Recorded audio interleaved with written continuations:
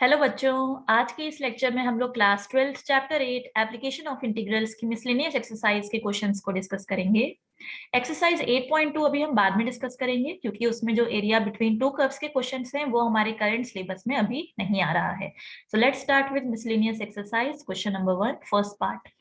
सो यहाँ आपको area under the given curve y equal to x square, x equal to 1 and x equal to 2 line and x axis के बीच का area find करना है। So y equal to x square का graph किस type का होता है आपका? Opening upward parabola. So suppose this is x axis, this is y axis. तो ये हो गया आपका y equal to x square parabola symmetrical about y axis.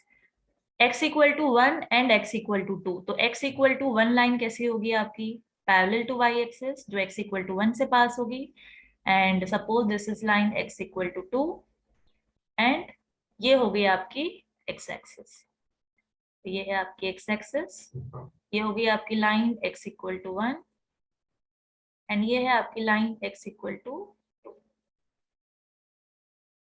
तो इन लाइंस के बीच में एंड कर्व के बीच में एंड x एक्सिस के बीच में तो कौन सा एरिया हो गया आपका? ये वाला। राइट, आप देख सकते हो कि ये आपका कर्व है, ये आपकी दोनों लाइंस हो गई और ये आपकी एक्स एक्सिस हो गई। तो बाउंड्री रीजन आपका ये हो गया। तो ये एरिया हमें फाइंड आउट करना है। सो ये एरिया क्या हो जाएगा? इस कर्व की इक्वेशन क्या है? y equal to x square. So we have to find area under the curve y equal to x square from x equal to 1 to x equal to point 1, 0, this point is 2, 0। तो हमारा required area हो जाएगा integration x equal to 1 to x equal to 2। Function क्या है हमारा? x square dx। तो x square का integration हो जाएगा x क्यूब बाई 3 एंड यहाँ पे लिमिट्स डाल देंगे हम लोग 1 टू 2। 1/3 कांस्टेंट है, बाहर आ गया। x क्यूब 2 का क्यूब इज 8 माइनस 1 का cube is 7। Sorry, 8 minus 1 will be 7. So the answer is 7/3 units. Moving to next question.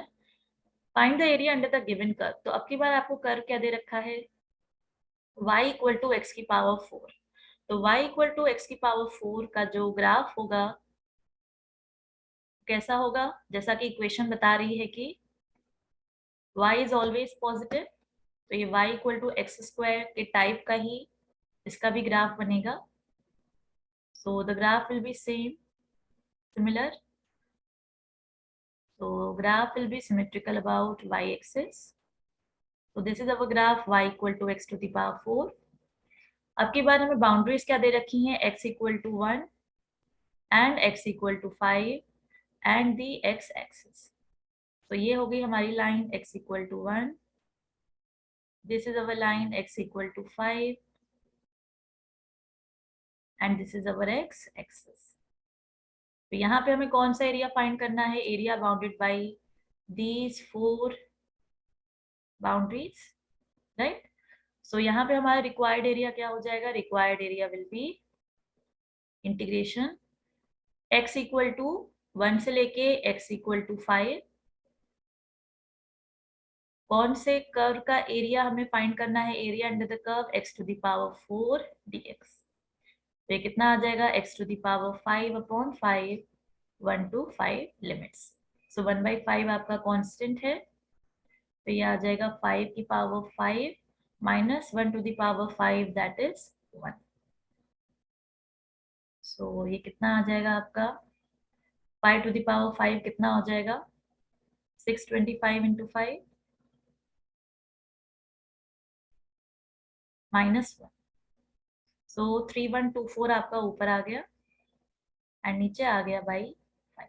इसको डिवाइड कर लीजिए। सो 5 6 30, 5 2 10, 5 4 20 and 5 8 40. This will be our required area. Moving to next question. Find the area between the curves y equal to x and y equal to x square. So y equal to x and y equal to x square. Y equal to x square किसकी equation है? Parabola की, opening upward parabola. So y equal to x square हमारा ये graph हो गया। And second graph हमें क्या दे रखा है? y equal to x। तो y equal to x क्या होती है आपकी? लाइन की इक्वेशन होती है जो ओरिजिन से पास होती है। So y equal to x आपकी ये लाइन हो गई जो कि ओरिजिन से पास हो रही है. So this is our curve y equal to x and this is our curve y equal to x square. So हमें क्या फाइंड करना है? Area between these two curves. ये एरिया हमको फाइंड करना है. तो this is very simple. This is origin 0,0.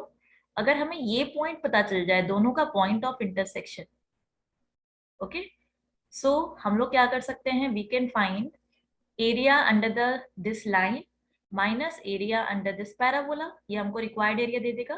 तो दोनों का पॉइंट ऑफ इंटरसेक्शन हम लोग निकाल लेते हैं. सो पॉइंट ऑफ इंटरसेक्शन कैसे निकलेगा? दोनों की इक्वेशन को सेटिस्फाई करा दीजिए. So y equal to x इसमें डाल दिया, y equal to x square equation में.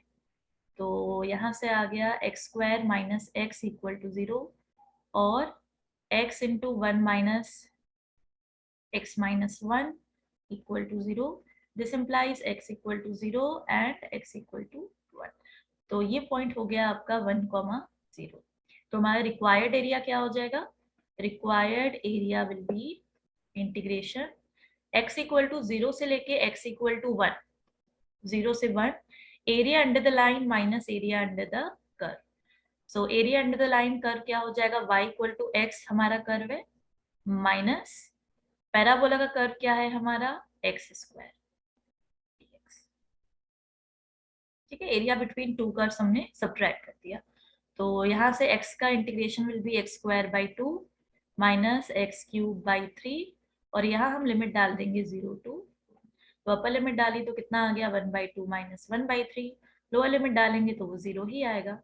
तो ये आपका कितना हो गया? 3 minus 2, that is 1/6. So your area is 1/6 units. Question number 3.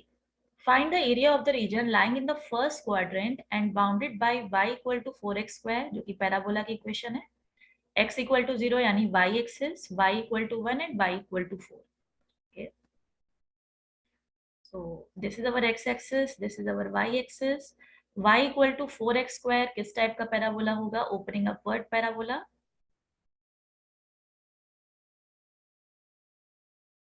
Symmetrical about y-axis. So this is the graph of y equal to 4x square. x equal to 0 का मतलब क्या हो गया? आपकी y-axis. y equal to 1 and y equal to 4. So y equal to 1 कैसी line होगी? x-axis के parallel. And y equal to 4 line भी कैसी होगी? x-axis के पैरेलल. कुछ इस तरीके से. ठीक है. This is y equal to 1 and this is y equal to 4. तो हमें एरिया किसके बीच में निकालना है? We have to find area lying in the first quadrant, खाली first quadrant, and bounded by y equal to 4x square, यानी कि this curve, x equal to 0 that is y axis, y equal to 1 and y equal to 4. इसका मतलब ये जो first quadrant का area है ये हमको find out करना है. That means we have to find out this area. तो ये एरिया हम लोग कैसे निकाल सकते हैं? Area between the curve y equal to 4x square and the y axis and boundary क्या हो जाएगी? y equal to 1 to y equal to 4. तो हमारा रिक्वायर्ड एरिया क्या हो जाएगा? अब देखिए हम लोग एरिया कौन सी एक्सिस के अबाउट निकाल रहे हैं? y एक्सिस के अबाउट निकाल रहे हैं. तो अब लिमिट्स किसकी रखेंगे हम लोग? y की. So y equal to 1 to y equal to 4 हम लोग इंटीग्रेट करेंगे. किस फंक्शन को इंटीग्रेट करेंगे? x as a function of y integrate करेंगे. ठीक है. सो ये जो हमें यहाँ पे फंक्शन दे रखा है इसको हम x as a function of y कैसे लिख सकते हैं? इसको हम लोग लिख सकते हैं x equal to under root y by 4. Right. X square equal to y by 4 आ जाएगा. So x equal to under root y by 4. तो इसको हम रूट y बाई 2 dy भी लिख सकते हैं. ठीक है. तो 1/2 बाहर आ गया. रूट y का इंटीग्रेशन क्या हो जाएगा? So this will be y की power 1/2 plus 1 that is 3/2 upon 3/2 and then हम लिमिट डाल देंगे 1 टू 4. सो ये आ गया 1/2 into 2/3 y to the power 3/2 limit 1 to 4. तो ये हमारा आ गया 1/3. ओके. अपर लिमिट डालिए आप. y की जगह अगर आप 4 लिखोगे तो 4 का square root will be 2 and 2 का क्यूब विल बी 8, तो ये 8 आ गया माइनस y इक्वल टू 1 डाला, सो हमारा आंसर कितना आ गया 7/3। Moving to next question, question number 4, sketch the graph of y equal to modulus of x plus 3 and evaluate this integral। Okay, तो बच्चों ये y equal to mod of x graph होता क्या है? y equal to mod x graph, ये आपका x की तरह फंक्शन करता है अगर x आपका पॉजिटिव है, और माइनस x की तरह काम करता है अगर अंदर वाली वैल्यू नेगेटिव है, यानी x is less than 0। Same चीज y equal to mod of x plus 3, सबसे पहले हम इसकी डेफिनेशन देख लेते हैं कि ये कब कैसे बिहेव करेगा। तो ये फंक्शन, ठीक है, y equal to x mod of x, x की तरह काम करता है अगर x पॉजिटिव है। वैसे ही हम लोग बोल सकते हैं कि y equal to mod of x plus 3, x plus 3 की तरह काम करेगा अगर ये अंदर वाला फंक्शन पॉजिटिव हो, यानी कि x प्लस 3 पॉजिटिव हो, और we can say x is greater than -3, right. Similarly we can say कि ये माइनस ऑफ x प्लस 3 की तरह काम करेगा अगर x प्लस 3 नेगेटिव हो, और we can say x is less than -3। तो y equal to x plus 3 और y equal to minus times x plus 3 दोनों ही क्या है, लाइन की इक्वेशन है। तो हम इसका ग्राफ बनाते हैं। सो ग्राफ बनाने के लिए सबसे पहले हमने x एक्सिस बना ली एंड y एक्सिस बना ली। This is x axis and this is y axis, ठीक है। तो क्रिटिकल पॉइंट क्या है, देखो आपका x इक्वल टू -3 आपका क्रिटिकल पॉइंट है। तो सपोज दिस इज -1, -2 एंड -3, यानी इसके अबाउट मेरा ग्राफ बनेगा। ग्राफ जो होता है देखो सिमेट्रिकल बनता है, इसके अबाउट अभी हम देखेंगे। तो देखिए y equal to x plus 3 की तरह काम कर रहा है when x is greater than और इक्वल टू -3, यानी कि यहाँ पूरे इस पूरे x के लिए y equal to x plus 3 का जो ग्राफ होगा वो ग्राफ होगा for x greater than -3। So y equal to x plus 3 का ग्राफ कैसे बनाएंगे, देखिए x इक्वल टू -3 पे y की वैल्यू 0 होगी, right, and x equal to 0 पे y की वैल्यू कितनी होगी, देखो y इक्वल टू 3 होगी, यानी कि ये ग्राफ आपका कुछ इस तरह से पास होगा,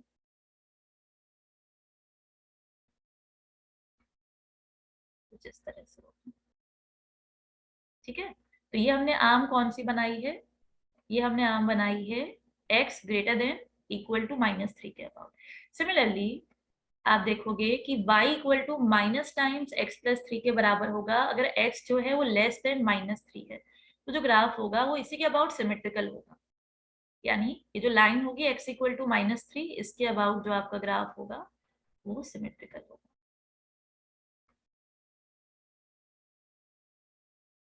ठीक है। तो this is the required graph. अब वो हमसे क्या कह रहा है कि we have to find integration -6 से 0 mod of x plus 3 dx। Okay, so now अब हमें इंटीग्रेशन फाइंड आउट करना है -6 से 0 mod of x plus 3 dx। Okay, तो हम देख सकते हैं कि ये ग्राफ किसका है, माइनस टाइम्स एक्स प्लस 3 का, y equal to minus times x plus 3, और ये ग्राफ किसका है हमारा, y equal to x plus 3।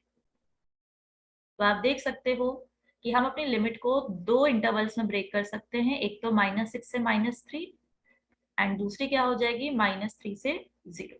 सो -6 से -3 जैसा कि आप ग्राफ में देख सकते हो कि क्योंकि x प्लस 3 की वैल्यू अंदर वाली वैल्यू नेगेटिव होगी, तो मॉड माइनस साइन के साथ ओपन होगा, तो this will B minus times x plus 3 dx plus -3 से 0 जो ग्राफ है वो आप देख सकते हो कि कौन सी इक्वेशन है, y equal to x plus 3 dx।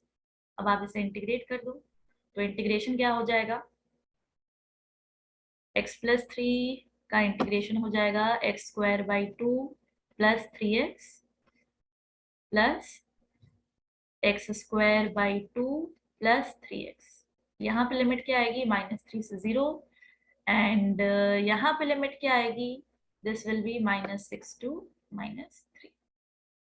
Okay, so हम लोगों ने पढ़ा है कि आप लिमिट को, अगर हम ये माइनस साइन यहाँ से हटाना चाहें तो हम लिमिट को इंटरचेंज कर सकते हैं। सो अगर हम इसको ऐसे लिख लें -3 to -6, ठीक है। तो हमारा ये माइनस साइन यहाँ पे यूज हो गया। अब हम यहाँ पे लिमिट रख देते हैं, तो अपर लिमिट रखी x इक्वल टू -6, तो 6 is the 36/2 18, x equal to -6 -6 3 ज़ा 18, ये तो 0 आ गया अपर लिमिट रखने से। माइनस लोअर लिमिट रखते हैं, सो -3 का square will be 9/2 and x की जगह -3 रखा तो -3 3 ज़ा 9 प्लस, ओके अपर लिमिट डाली तो ये तो 0 हो गया, माइनस लोअर लिमिट डाली -3, तो -3 का स्क्वायर विल बी 9/2 -3 3 ज़ा 9, ओके तो ये भी 0 हो गया। तो यहाँ से कितना आ रहा है 9/2 -9 विल बी -9/2 और तो ये 9/2 आ गया एंड सिमिलरली ये भी 9/2 आ गया, सो दोनों का सम आ गया 9 units. So area required area is 9 units. Moving to next question, question number 5. Find the area bounded by the curve y equal to sin x between x equal to 0 and x equal to 2 pi. तो y equal to sin x का graph कैसा होता है? तो बहुत simple है। So this is your x axis, this is your y axis, this is your origin. So y equal to sin x का graph कुछ इस तरह से होता है from 0 to 2 pi. So this is 0, this is pi and this is 2 pi. तो हमें क्या फाइंड करना है? Area bounded by the curve y equal to sin x, तो ये पूरा एरिया हमको फाइंड आउट करना है। तो आप देख सकते हो कि 0 से पाई जो एरिया है वही सेम एरिया पाई से 2 पाई होगा, राइट, क्योंकि यहाँ पे हमें एरिया निकालना है। सो क्योंकि आप देख सकते हो कि यहाँ पे this area is below x axis, तो ये नेगेटिव आएगा। तो सिंपली वी कैन क्या कर सकते हैं हम लोग, 0 से पाई का एरिया निकाल लें और उसको 2 टाइम्स कर दें। सो रिक्वायर्ड एरिया क्या हो जाएगा हमारा? रिक्वायर्ड एरिया विल बी, ये हमारा कर्व क्या है y equal to sine x, तो उसको हमने 2 टाइम्स इंटीग्रेट कर दिया from 0 to pi sine x dx। तो साइन एक्स का इंटीग्रेशन क्या होता है? Minus cos x, so -2 cos x integration 0 to pi. तो -2 कांस्टेंट है, बाहर आ गया। कॉस पाई की वैल्यू कितनी होती है? -1 माइनस कॉस 0 की वैल्यू कितनी होती है? 1। तो ये हमारा आ गया -2 into -2, that is 4 units. So answer is 4 units. ठीक है बच्चों, तो इस वीडियो में इतना ही। आगे क्वेश्चंस अपने नेक्स्ट वीडियो में डिस्कस करेंगे। Thanks for watching.